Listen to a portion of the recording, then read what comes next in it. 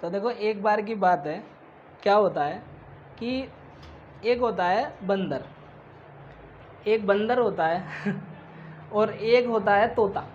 एक होता है बंदर, एक होता है तोता। अब दोनों क्या करते हैं, वो लोग कहते हैं यार इतनी बड़ी दुनिया है, चलो आज घूमने चलते हैं, चलो आज घूमने चलते हैं। ठीक, अब समझना ज़रा मेरी बात को बड़े ध्यान से एकदम। तो वो क्या करते हैं, वो घूमने चले जाते हैं, लेकिन घूमने वो वैसे नहीं जाते, वो प्लेन से जाते हैं घूमने। वो कैसे जाते हैं, प्लेन से घूमने जाते हैं। दोनों टिकट करवा लेते हैं और फिर प्लेन से चले जाते हैं घूमने। तो क्या होता है कि विंडो की सीट तोते को मिल जाती है, विंडो की सीट तोते को मिल जाती है और उसके बराबर में बंदर बैठ जाता है। ठीक है, अब तोता जो होता है वो थोड़ा चंचल होता है, बंदर तो उसका भी गुरु होता है, बंदर तो और भी चंचल होता है। तो वो क्या करते हैं, अब देखो, वो सुनो मेरी बात, उस तोते के बराबर में एक बटन होता है, वो बटन दबा देता है वो, है ना। अब फिर एक मैडम आती है और वो ये कहती है, मे आई हेल्प यू। वो कहते हैं नहीं नहीं, मैं तो मजाक कर रहा था। वो फिर 2-3 सेकंड बाद में, वो जैसे ही वो मैडम चली जाती है, वो फिर बटन दबा देता है, वो फिर बटन दबा देता है। फिर मैडम आती है, कहती है मे आई हेल्प यू। वो कहते हैं नहीं नहीं, मैं तो देख रहा था, मैं तो देख रहा था। फिर देखो, फिर क्या होता है, फिर वो बटन दबा देता है। फिर मैडम आती है, मे आई हेल्प यू। नहीं, मैं तो देख रहा था। तो मैडम ने कहा कि मैं तुम्हें वार्निंग कर रही हूँ, ये लास्ट वार्निंग है, इस बार उठा के बाहर फेंक दूंगी, इस बार तुम्हें दोनों को उठा कर बाहर फेंक दूंगी मैं। उसने ये कह दिया मैडम ने, ठीक है ना, उनको तुम्हें चलते प्लेन से बाहर फेंक दूंगी मैं। तो अब क्या हुआ, अब बंदर खिड़की की तरफ बैठ गया जाके। अब बंदर खिड़की की तरफ बैठ के जाके, और बंदर ने बटन दबा दिया। बंदर ने क्या करा, बटन दबा दिया। मैडम आई, है ना, उसने कहा मे आई हेल्प यू।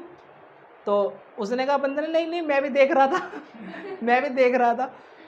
मैडम ने लिया, दोनों को जाके लटका दिया बाहर और सीधा छोड़ दिया।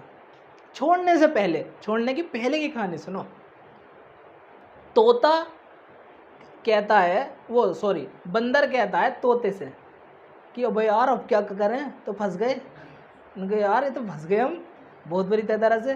तो तोते ने कहा, तुझे किसी ने कहा था बटन दबाने को, मुझे तो उड़ना आता है तुझे किसी ने कहा था, है ना। और दोनों को क्या कर देते हैं, छोड़ देते हैं।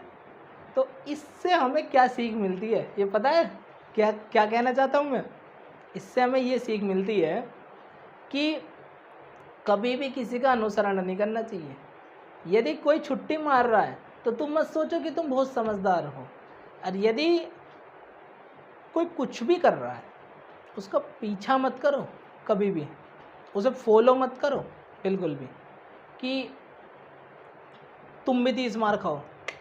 ऐसा भी तो हो सकता है, पहले अपनी कमी तो देख लो, पहले अपनी कमी देख लेनी चाहिए, तब जाके तो पता लगता है, क्या नहीं। तो चलो अब पढ़ते हैं, है ना। बंद कर दो वही से, वीडियो को दोबारा से चला दो, ठीक है ना। तो देखो, अब हमारे जो हैं 1 से लेके 13 तक की इलस्ट्रेशन पूरी निमट गई, ठीक है ना। 1 से लेके 5 तक की इलस्ट्रेशन जो है वो क्लास नंबर 4 के अंदर है, और जो तुम्हारी बाकी की इलस्ट्रेशन है 13 तक, वो तुम्हारी क्लास नंबर 5 के अंदर है, वो तुम लोग देख लेना, ठीक है ना। अब इलस्ट्रेशन नंबर जो है हमारी 14 से हम स्टार्ट करते हैं, जिसमें हमें टैक्स लायबिलिटी का भी बताना है, जो मैं तुम लोगों को बता चुका था, टैक्स लायबिलिटी कि कौन कितना टैक्स देगा, कौन कितना टैक्स देगा। Illustration number 14। Amit page number बताओ भाई ने, पेज नंबर 51, इलस्ट्रेशन नंबर 14। देखो भाई क्या कह रहा है, मैं पढ़ता हूँ। कह रहा है, doctor Dinesh has the following income during the financial year. Doctor Dinesh की जो है वो ये इनकम है। अच्छा एक बात बताओ मुझे तुम, जिस दिन मैंने ये taxable liability, incidence of taxable liability बताया था, उस दिन तुम लोगों में से कौन कौन नहीं आया था? तुम नहीं आए थे, तुम तो थे, चारों के साथ थे तुम उस टाइम पे, तुम नहीं आए थे, है ना। लेकिन तुम लोगों ने क्लास तो देख ही ली होगी, बस कोई दिक्कत नहीं। अच्छा, तो यहाँ पर जो मिस्टर ये दिनेश है इसकी फॉलोइंग इनकम है और हमें क्या क्या बताना है। देखो नीचे और लास्ट में कह रहा है calculate the taxable income for mister Dinesh assessment year 2020-21। वो तो हमें पता ही है ना, असेसमेंट ईयर कौन सा चल रहा है 20-21।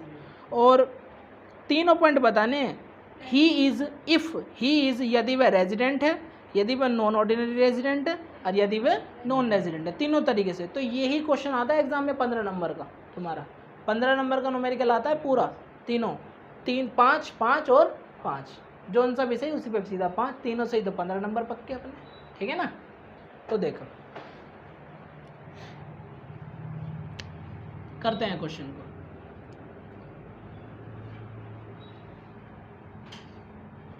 इलस्ट्रेशन नंबर 14 क्या कहा है उसने, ध्यान से समझते हुए चलना, ठीक है ना। यहाँ पे लिखेंगे हम calculation of taxable income, calculation of taxable income of mister, क्या नाम है इसका, mister Dinesh for assessment year 2020-21। क्या मेरी बात यहाँ तक की समझ में आती है तुम लोगों को, 2020-21। पॉइंट में लिखूंगा नहीं, पॉइंट तुम लोग लिख लेना खुद, ठीक है ना। सिर्फ मैं उसका ट्रीटमेंट बताऊंगा तुम लोगों को, पॉइंट भी लिखने होते हैं पूरे पूरे, बता दूंगा अभी कैसे। तो देखो ज़रा समझना,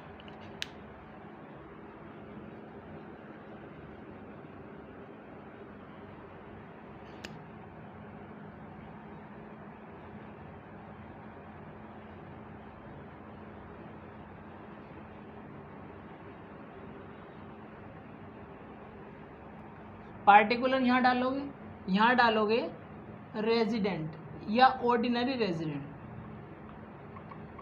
ऑर्डिनरी यानी कि ROR, नॉन ऑर्डिनरी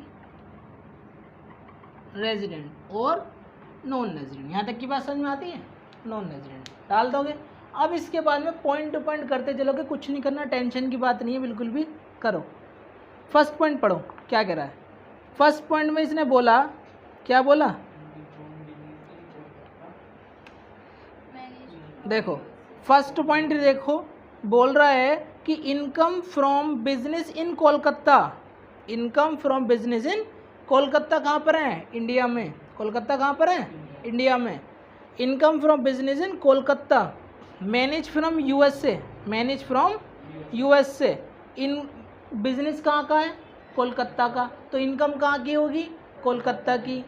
तो इनकम तो कोलकाता की है यानी कि इंडिया की है, और इंडिया की इनकम पर सभी को टैक्स देना होता है, बताया था इस बात को। आ जाओ, तो यहाँ पर फर्स्ट पॉइंट है तुम्हारा इनकम फ्रॉम, क्या लिखा है पॉइंट में, इनकम फ्रॉम बिजनेस इन कोलकाता, है ना, बिजनेस इन कोलकाता। तो देखो इस टाइप से पॉइंट डालना होता है हमें इस टाइप से पॉइंट डालना होता है, और फिर बाद में से क्लोज कर देना पॉइंट को, फिर अगला पॉइंट आ जाएगा, फिर क्लोज कर देना, फिर अगला पॉइंट आ जाएगा, और अमाउंट यहाँ पर डालते चलेंगे। अब आगे का पॉइंट तुम खुद लिख लोगे ना, जैसा क्वेश्चन में पॉइंट है वैसा ही उतार दे करो, अपने हिसाब से उसे थोड़ा काट छाट के भी उतार सकते हैं, ठीक है ना, ऐसी कोई दिक्कत वाली बात नहीं होती। तो 25,000 रुपये हैं, तो इस 25,000 पर सभी को ही टैक्स देना होगा, 25,000 25,000 25,000, क्योंकि भारत की इनकम है, इंडिया की इनकम, और इंडिया की इनकम पर सबको टैक्स देना होगा, चाहे वो ऑर्डिनरी हो या वो नॉन ऑर्डिनरी हो या फिर वो नॉन रेजिडेंट हो। पक्की बात है ना, क्लियर, बता दिया था मैंने इतनी बात। तो आगे आ जाओ।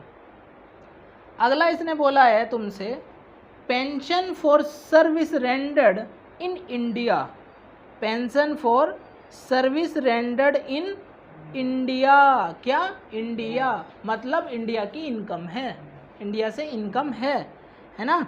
और कह रहा है रिसीव इन लंदन, कहीं भी रिसीव हुई हो, कमाई कहाँ से है, इंडिया से, इनकम कहाँ की होगी, इंडिया की, तो इंडिया में तो टैक्सेबल होगी भैया। तो यहाँ लिखोगे पेंशन फ्रॉम हाँ, पेंशन फ्रॉम सर्विस, हाँ मैं यहाँ पे शॉर्ट में लिख रहा हूँ, सर्विस इन इंडिया। तुम यहाँ पे लिख सकते हो, पूरी लाइन लिख सकते हो, थोड़ी सी काट छाट के भी लिख सकते हो, मतलब इतना लिख सकते हो कि सामने वाले को समझ में आ जाए। अब जैसे इसने बोला कि pension for service rendered in India receive in London, जरा सी एंट्री है, इसे यहाँ पे लिख देना। जो ज़्यादा बड़ी बड़ी लाइन है उन्हें थोड़ा शॉर्ट करके लिख देना। सब चीज़ों का तरीका बताऊँगा, टेंशन लेने की ज़रूरत नहीं है। तो कितना है? 15,000। कहाँ जाएगा? तीनों में। सॉल्यूशन को देखने की बिल्कुल भी ज़रूरत नहीं है, पॉइंट हम ऊपर नीचे कर सकते हैं, ऐसी कोई दिक्कत नहीं है। हाँ, जैसा क्वेश्चन है हम पॉइंट टू पॉइंट चलेंगे, ठीक है ना। हम ना ही क्या नाम है कोई हेड बनाएंगे ना कुछ करेंगे, नंबर नहीं कटते। हेड बना लोगे तुम्हें ज़्यादा तो नहीं मिलेंगे, 15 के 17 नंबर तो कोई देने का नहीं, और 15 से कम कोई तुम्हारे कर नहीं सकता, ये तो तुम्हारा नंबरिकल सही है, ये बात ध्यान रखना। थर्ड पर आए भाई, आ जाओ पढ़ो। Income from assets in Myanmar. Myanmar कहाँ पर है भाई? इंडिया में है क्या म्यांमार? म्यांमार तो नहीं है इंडिया में, इधर पड़ता है। मैप देखोगे ना, देखो आंख बीचते मैप आ जाना चाहिए तुम्हारे दिमाग में, इधर पड़ता है, इधर की साइड म्यांमार। चाहे फ़ोन में मैप खोल कर देख लेना, ठीक है ना। Receive in India, receive in India. अब बताओ मुझे तुम ज़रा एक बात, income from assets in Myanmar, Myanmar की असेट्स है, रिसीव कहाँ पे हुई है? इंडिया में। फर्स्ट टाइम रिसीव कहाँ पे हुई है? इंडिया में। तो मैंने क्या बताया था? Receive in India, earn in India, accrue और राइज इन इंडिया। भाई टैक्स देगा जरूर, ठीक है ना। तो थर्ड वाला पॉइंट है, मैं यहाँ पे लिख दूँ ऐसी, यहाँ तक का दिख रहा है ना साहब? चेक करके बताओ, दिख रहा है ना यहाँ तक का? तो थर्ड वाले पॉइंट में मैं लिख देता हूँ, यहाँ पर तुम लिख लेना कि income from assets, income from assets, क्या लिखा है इसमें देखना ज़रा, अरे पढ़ो भाई पॉइंट। हाँ, income from assets in Myanmar receive in India, मतलब असेट्स को उन्हें बेच दिया होगा, पैसा आया होगा। फर्स्ट टाइम कहाँ पे रिसीव हुआ? इंडिया में। यदि फर्स्ट टाइम इंडिया में रिसीव हुआ है तो सबको टैक्स देना होगा, ठीक है ना। मेरी बात ध्यान से समझते हुए चलना बस तुम। तो भैया ये कितने रुपए की है? 10,000। तो यहाँ पर 10,000 में यहाँ पर लिख सकता हूँ, 10,000 रुपये यहाँ पर लिख दो चुपचाप। ये पॉइंट हो गया तुम्हारा ख़त्म। अगले पॉइंट पे आना ज़रा।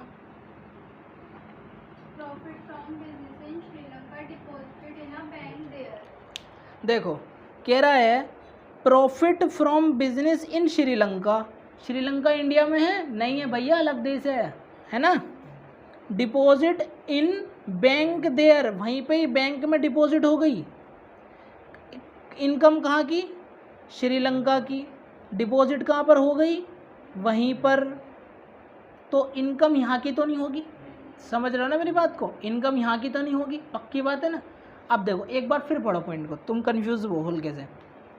कह रहा profit from business in Sri Lanka, profit कहाँ का है? श्रीलंका का। कमाया कहाँ पर? श्रीलंका में। टैक्स कहाँ पे देंगे? श्रीलंका में। यहाँ पे तो टैक्स नहीं देंगे, लेकिन यहाँ पर एक जना जरूर फंसेगा, यहाँ का रेजिडेंट। यहाँ का रेजिडेंट, मैंने बताया था रेजिडेंट को तो टैक्स देना ही होगा। जो इंडिया में रहने वाला है उसको तो टैक्स देना ही पड़ेगा। जो इंडिया में रहने वाला व्यक्ति उसको टैक्स देना पड़ेगा, चाहे उसने इनकम कहीं भी कमाई हो। क्लियर है पॉइंट? यदि कोई इंडिया में रहने वाला व्यक्ति है तो क्योंकि उसकी इनकम फिर इंडिया की मानी जाएगी। क्लियर? तो यहाँ पर इस केस में कौन कौन टैक्स देगा, पहले तो मुझे ये बताओ, बताओ भाई कौन कौन टैक्स देगा? इस 15,000 रुपये पर कौन कौन टैक्स देगा? ये ROR तो देगा ही देगा। क्या ये देगा टैक्स? क्यों का जवाब दो। ये टैक्स क्यों नहीं देगा? ये टैक्स क्यों नहीं देगा? बोलो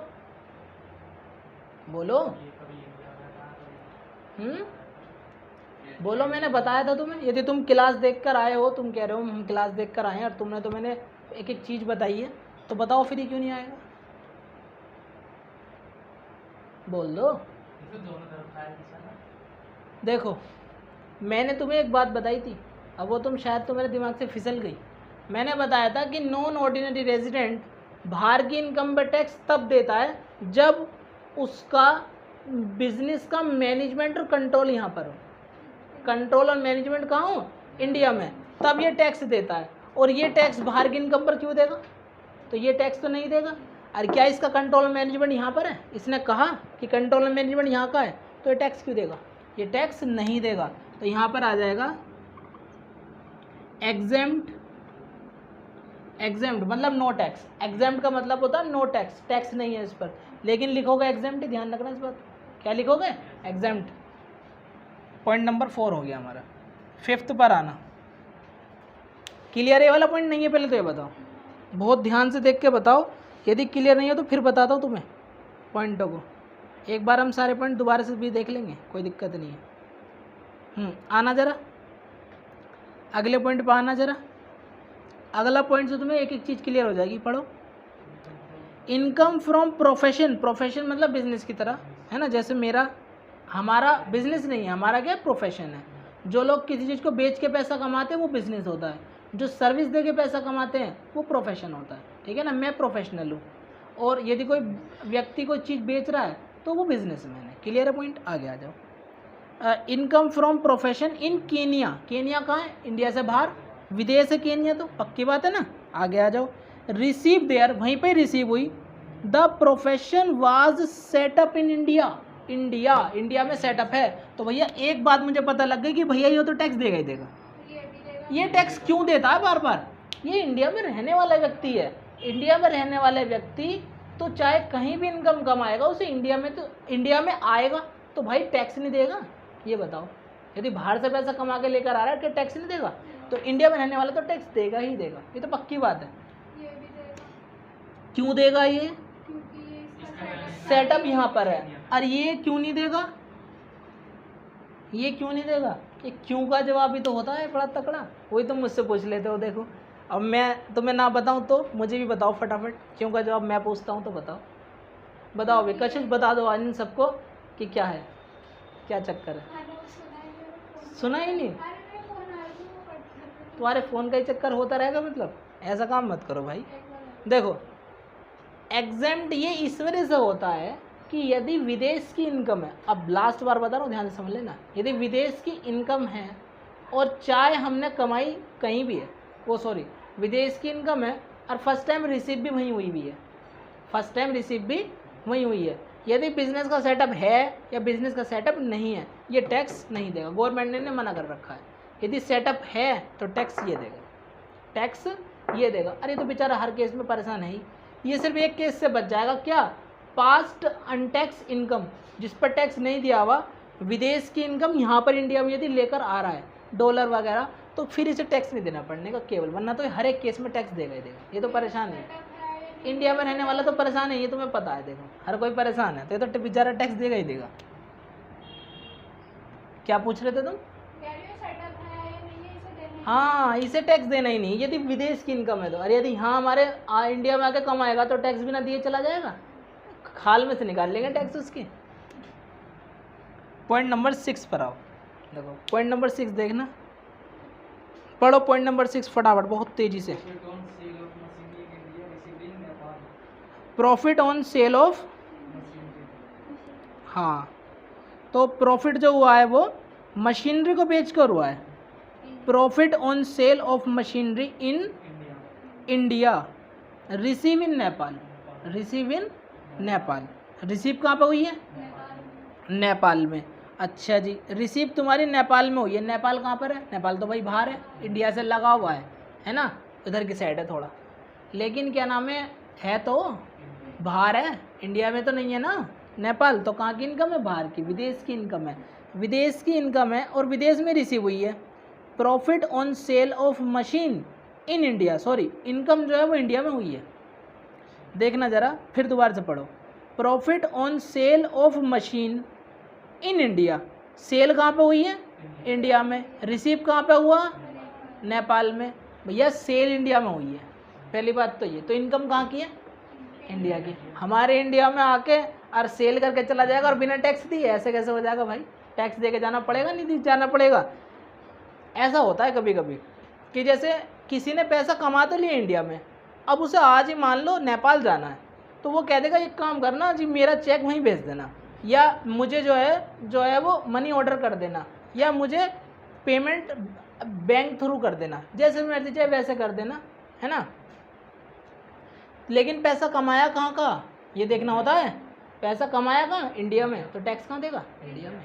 आ जाओ, फंसेगा बेटा ये तो। कितने रुपए का है, 10,000, तो ये तीनों में आ जाएगा। ये कहाँ आ जाएगा, तीनों में, चाहे यहाँ का हो या वहाँ का हो या बीच का हो, टैक्स तो भाई देना ही पड़ेगा। ये तो फंसेगा ही फंसेगा।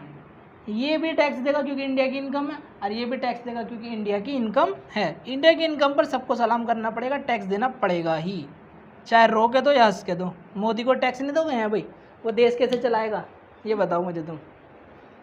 मोदी पे पूरी देश की जिम्मेदारी है, क्या करें। आगे आ जाओ।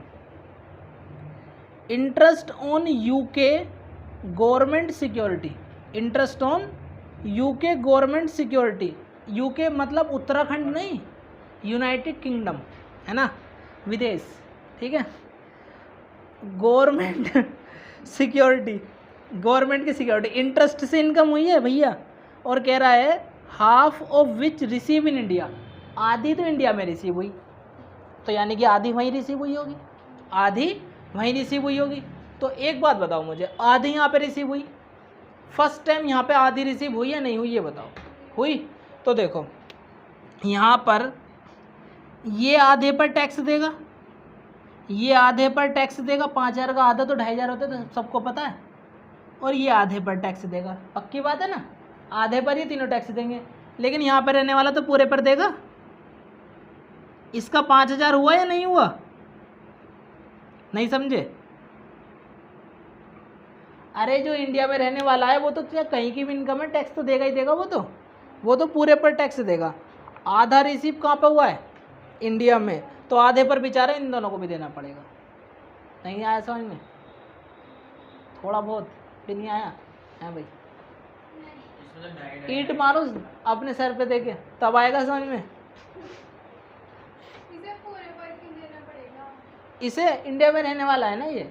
एक बात बताओ मुझे, तुम इंडिया में रहते हो, ठीक है ना, यदि तुम कहीं विदेश में जाके इनकम कमा के आ रहे हो तो क्या तुम टैक्स नहीं दोगे। यदि तुम इंडिया में रहने वाले तो इंडिया में तो टैक्स दोगे, या जापान की गवर्नमेंट को टैक्स दोगे, सोचो इस बात को।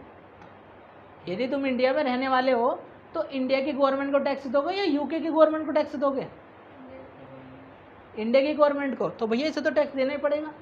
और हाफ रिसीव हुआ यहाँ पर, यदि ये ऑर्डिनरी होता तो यहाँ पर हाफ रिसीव हुआ तो टैक्स देना पड़ेगा, और यहाँ पर हाफ रिसीव हुआ तो इस पर भी टैक्स देना पड़ेगा। मैंने बताया था कि यदि इनकम इंडिया में रिसीव है, यदि इनकम इंडिया में रिसीव है तो उस पर सबको टैक्स देना पड़ेगा, यदि फर्स्ट टाइम इंडिया में रिसीव हुई है तो। आधी तो रिसीव हुई है, हाँ, तो लेकिन आधे पर ऑर्डिनरी भी तो टैक्स देगा। और ऑर्डिनरी रेजिडेंट कौन होता है, तुम समझे ही नहीं इसका मतलब, पहली क्लास देख कर आओ फिर पता लगेगा।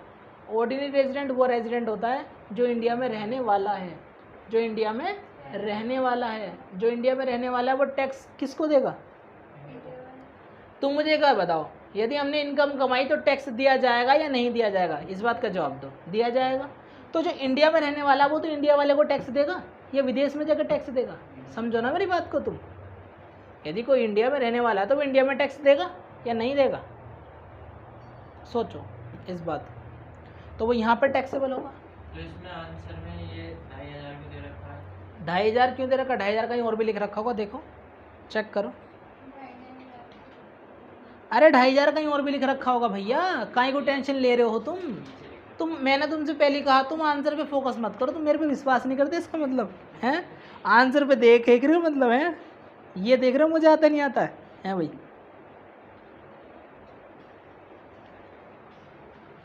अब देखो समझ में आ गया ना, तुम्हें आंसर को देख के समझ में आता है, मैं जो बताता हूँ तुम्हें समझ में नहीं आता बस आंसर दिख जाना चाहिए तुम्हें, एग्जाम में भी तुम्हें दिख जाएगा क्या ये। हाँ ध्यान रखना, ऐसी बात करोगे तो। आ जाओ, लास्ट पॉइंट है हमारा और best point, one of the best point.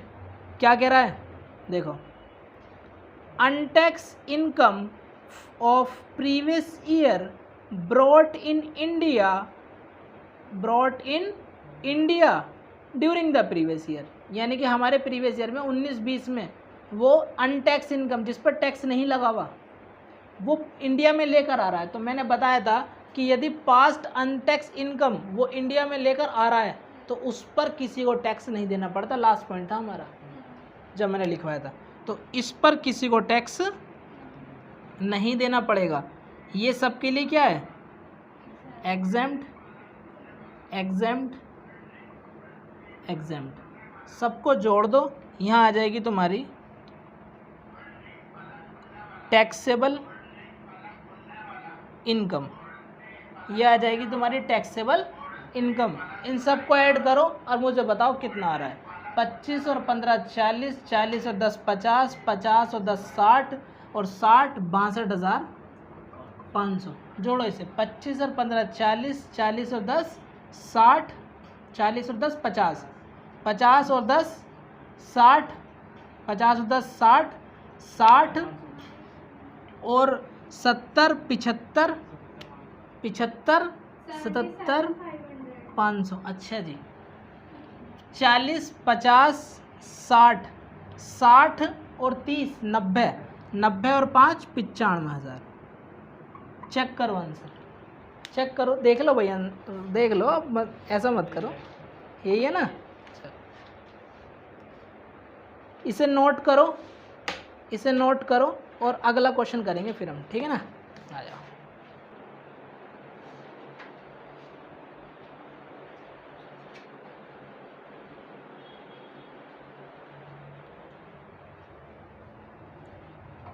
देखो question number 16।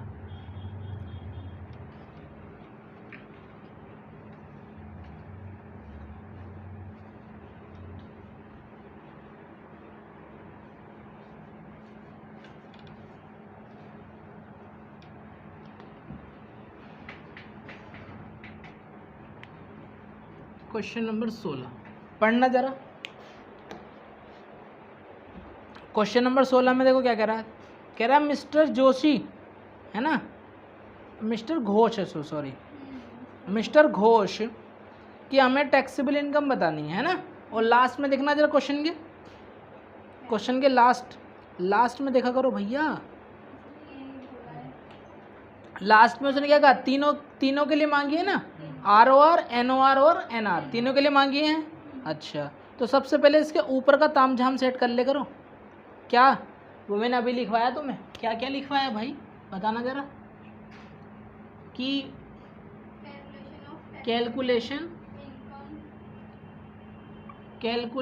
Of taxable income of mister Ghosh, GHOSH, Ghosh for assessment year 2020-21। बड़ी हंसी आ रही है तुम्हें, हैं? बहुत हंस रहे हो तुम।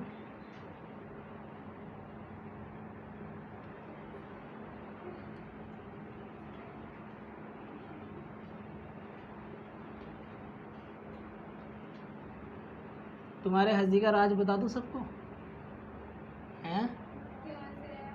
चल हाँ बता सकता हूँ बेटा।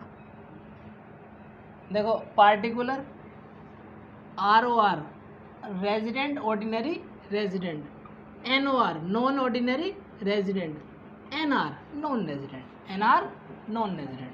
पॉइंट नंबर फर्स्ट बोलो भाई, बोलो। Point number first, Salary computed for the service rendered in India. The money has been paid in Canada and deposited in a bank there. कह रहा है salary computed for the service rendered in India. Service कहाँ पर दी? India में। Income कहाँ की? India की। तीनों फंसेंगे, तीनों टैक्स देंगे, ठीक है ना, तीनों टैक्स देंगे, ठीक है ना। The money has been paid in Canada. अब कैनेडा में हुई, जापान में हुई, कहीं भी हुई, इंडिया की इनकम तीनों फंसेंगे, ठीक है ना। कितने रुपए की है भाई? 23,000। तो लाइन लिख दोगे या नहीं लिख पाने के बताओ? लिख लोगे ना, तो बढ़िया। सुरभि भी तैयार है एकदम लाइन लिखने के लिए। तो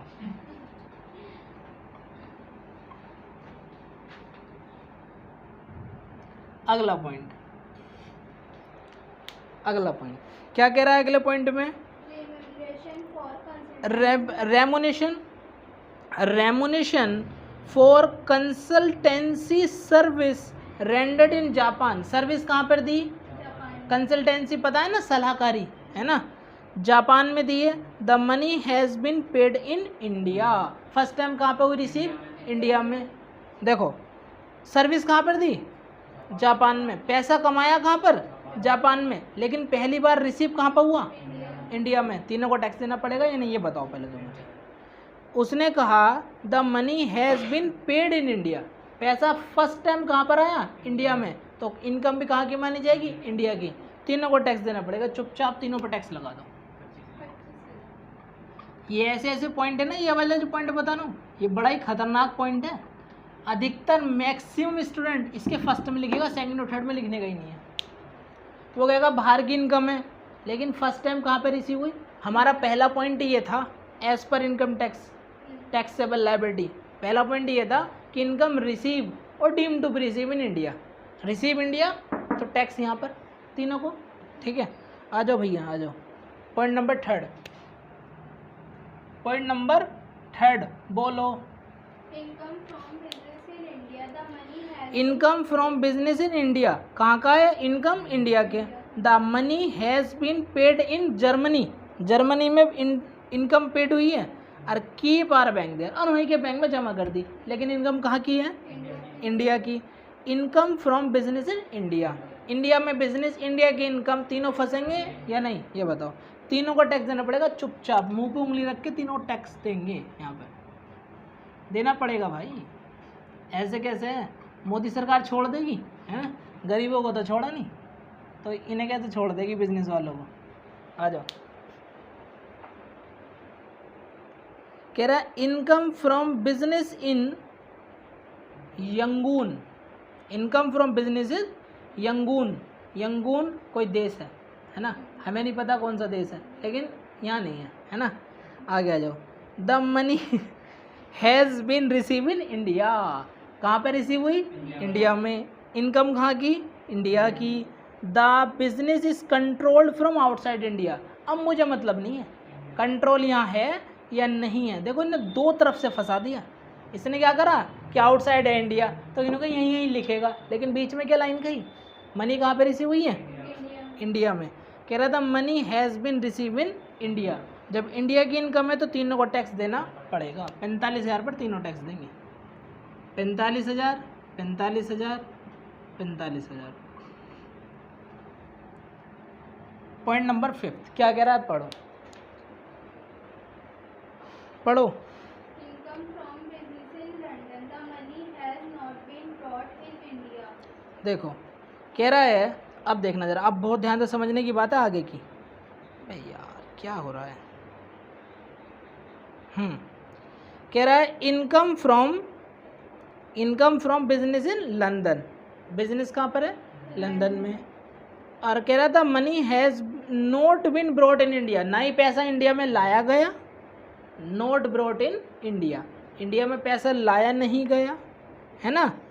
the business is control from India, और बिजनेस का जो कंट्रोल है ना वो इंडिया में है। मैंने बता दिया थी कंट्रोल और मैनेजमेंट इंडिया में है। देखो ये तो टैक्स देगा ही देगा, ये तो बेचारा इंडिया में रहने वाला तो दुखी आत्मा है ही है, इसको तो टैक्स देना पड़ेगा चुपचाप मुँह पे उंगली रख के, है ना। और यदि बिजनेस का कंट्रोल इंडिया में है तो ये टैक्स देगा नहीं देगा?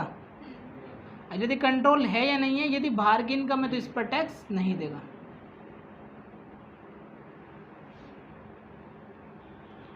एग्जाम की जगह डैश भी बना सकते हैं। गलत गलत।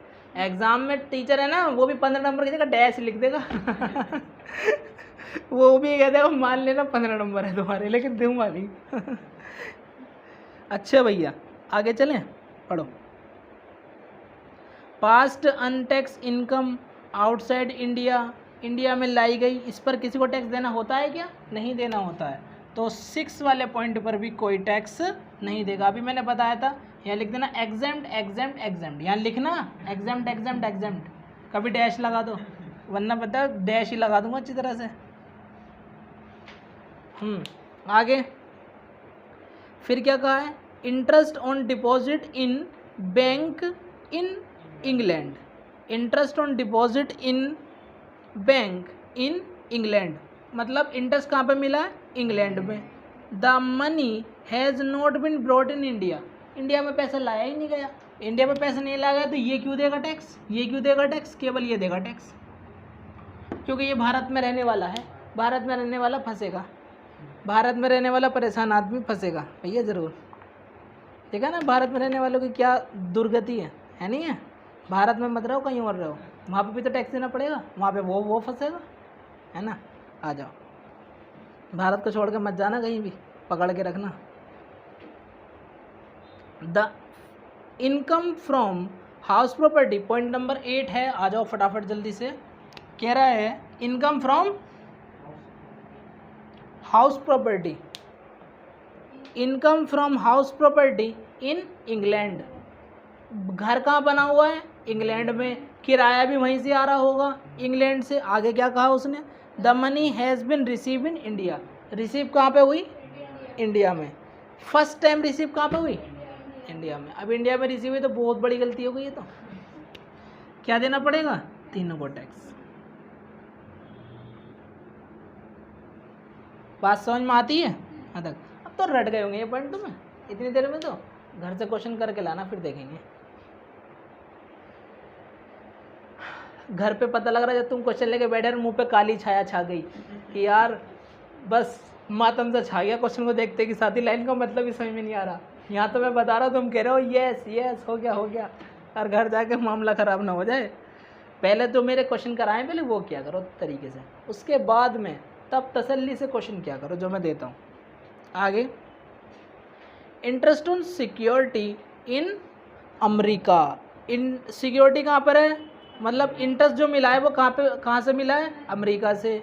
The money has been deposit in bank there. और भी कुछ बोला है आगे, नहीं बोला। क्या हुआ, बाहर से इनकम आई, उसे बाहर ही वहीं पे डिपॉजिट कर दी। इंडिया से ना लेना एक ना देना दो, तो इंडिया में तो टैक्स थोड़ी ना देगा, लेकिन एक कौन देगा, सिर्फ ROR। मेरा भाई टैक्स देगा ROR वाला, बाकी और कोई टैक्स नहीं देगा, ठीक है ना। यही है बस, यदि मैं सरकार हूँ तो यही है मेरा सही बात है भाई, जो मुझे ज़्यादा टैक्स दे रहा वही तो है। मोदी का चाहिए था तो वही है जो ज़्यादा टैक्स देगा। आ जाओ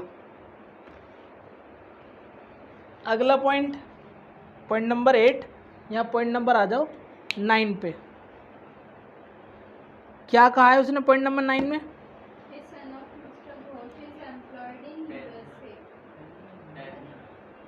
ये कुछ आगे पीछे हो गया क्या, नहीं 3 4 5 6, अच्छा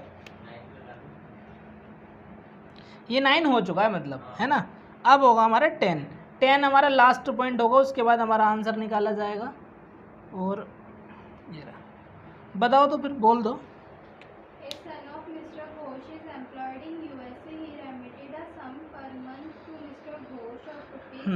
अब इसका जवाब मुझे तुम दोगे, मैं तरस गया तुम्हारे मुँह से जवाब सुनने के लिए। कह रहा है a son of mister Ghosh is employed in USA। Mister Ghosh है और उसका जो बच्चा है, जो उसका लड़का है, वो USA में जॉब करता है ना। अब देखो ज़रा, इमेजिन करो USA में जॉब करता होगा तो पैसे बढ़िया कमाता होगा, है ना। लेकिन देखो कितना घटिया इंसान है। ही remit a some per month to mister Ghosh. अपने पापा को भेजता है केवल 5000 रुपये। बताओ, बाहर रहता है अमेरिका में, लाखों में कमाता है डॉलर, है ना, और पापा को भेजता है 5000 रुपये। कितना बेकार आदमी है नहीं है। लेकिन चलो, हमारी सरकार तो उससे भी बेकार है, टैक्स उस पर लेगी समझ में आती है बात। आ जाओ, देखो समझना जरा मेरी बात को, बहुत ध्यान से समझना इस बात को। इसने यहाँ पर क्या कहा, उस बात को बहुत ध्यान से समझना। क्वेश्चन में इसने ये कहा है कि आ सन ऑफ मिस्टर घोष, और वो USA में जॉब करता है और यहाँ पर 5000 रुपये पर मंथ भेजता है। 5000 रुपये पर मंथ भेजता है, 5000 रुपये पर मंथ भेजता है। अब ध्यान से समझना मेरी बात को तुम। वो इनकम किसकी है, वो इनकम किसकी है, तुम्हारे मुंह पर भैया एक बात सुनो। हाँ, ये सही कह रहा है बिल्कुल। ये वो उसके बच्चे की है इनकम, और टैक्सेबल लायबिलिटी किसकी कर रहे हैं, उसके बाप की। टैक्सेबल लायबिलिटी किसकी कर रहे हैं, उसके बाप की। जब बाप की टैक्सेबल लायबिलिटी कर रहे हैं हम, तो बच्चे की इनकम थोड़ा रिकॉर्ड होगी। बच्चे की इनकम बच्चे का सीए रिकॉर्ड करेगा, हम तो उसके बाप के सीए हैं, हम उसकी इनकम रिकॉर्ड कर रहे हैं। समझ में नहीं आती बात? हम तो उसके पापा की इनकम रिकॉर्ड कर रहे हैं, उसकी इनकम तो बाद में रिकॉर्ड की जाएगी, वो टैक्स बाद में देगा। वो उस पर टैक्स क्या पता दे चुका हो, वो तो अपने पापा को भेज रहा है पैसा, जस्ट लाइक अ गिफ्ट की तरह पैसे भेज रहा है वो, तो उस पर ये टैक्स थोड़ा ना देगा, उस पर तो टैक्स उसका लड़का देगा। जिसकी इनकम टैक्स तो वही देगा। पहले बताओ, जिसकी इनकम टैक्स वही देगा, पक्की बात। हम किसकी टैक्सेबल लायबिलिटी कर रहे हैं? मिस्टर घोष की। तो हम घोष की इनकम पे जो टैक्स देने के हकदार हैं, उसकी तो कंप्यूटेशन करेंगे, या उसके लड़के की, उसकी माँ की, उसके बाप की सारी इनकम इस पर घुसा देंगे? ऐसा तो नहीं करने के ना। तो यहाँ पर क्या आ जाएगा? एग्जेम्प्ट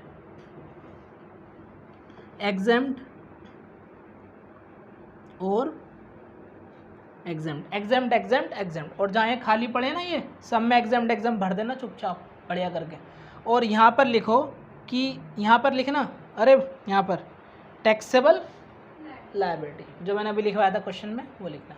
और इन सबको जोड़ो और जल्दी से मुझे बताओ कितना आ रहा है जोड़ के, फटाफट बताओ। पहले तो 23,000, 25,000, 50,000, 45,000 और 20,000, ये आ गया तुम्हारा 1,63,000। 23,000, 25,000, 50,000 और 45,000 प्लस 35,000 प्लस 20,000, यह आ गया 1,98,000। 1,98,000 प्लस 8,000 प्लस 15,000, अरे ये आ जाएगा 2,21,000। चेक करो जरा आंसर, यही आ रहा है नहीं आ रहा है? चेक करो। क्लियर है सारे पॉइंट? देखो क्वेश्चन को तसल्ली से नोट करो, ठीक है ना। बाकी हम काम कल करेंगे इसमें, और क्वेश्चन आगे के तुम लोग अब कर सकते हो, ठीक है ना। इन क्वेश्चनों को ढंग से निपटाओ भाई तरीके से, ठीक।